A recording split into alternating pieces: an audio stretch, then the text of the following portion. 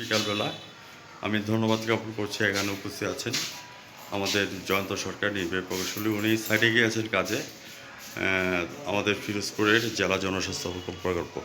তো যে জিনিসটা না বললে না নয়, এই বিল্ডিংটা জরাজীর্ণ অবস্থার মধ্যে আছেন, যে কোনো মুহূর্তে ধসে পড়ে যেতে পারে। আর ধসে পড়ে গেলেই তো এখানের মধ্যে যেটা হবে, এখানের মধ্যে আমাদের কোনো নিরাপত্তা আমাদের বলতে এখানে কিছু নাই। তো সেই ক্ষেত্রে আমি প্রামাণ্য চিত্রটা এবং আমার চ্যানেলে তুলে ধরলাম।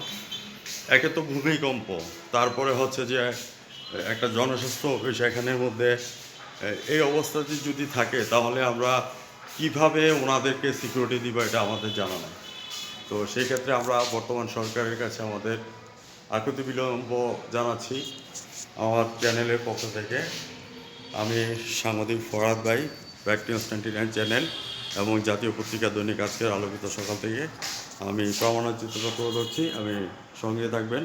এখানে এটা আমাদের কামালউদ্দিন সাহেবের বিভাগীয় হিসাব রক্ষক। এটা আমাদের অ্যাকাউন্ট সেকশন। অ্যাকাউন্ট সেকশনের অবস্থা তো 12টা বেজে গেছে, আপনারা নিজেই দেখতে পাচ্ছেন। যে কোনো মুহূর্তে ধসে পড়ে যেতে পারে।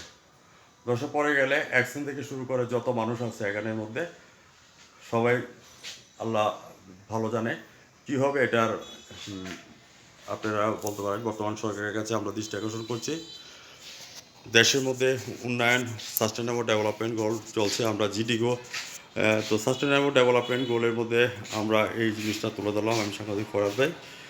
আজ রাত 9টা 15 আমাদের প্রমাণের চিত্রটা দেখে নেবেন এবং জাতীয় পত্রিকা দৈনিক আছে আলোকিত সকাল থেকে আমি সাংবাদিক ফরহাদ ভাই বিদায় জানাচ্ছি। আপনারা শেয়ার করেন, কমেন্টস করেন, আলোকিত মানুষের প্রতিনিধি দৈনিকগুলি বাস্তবে রূপদান করেন।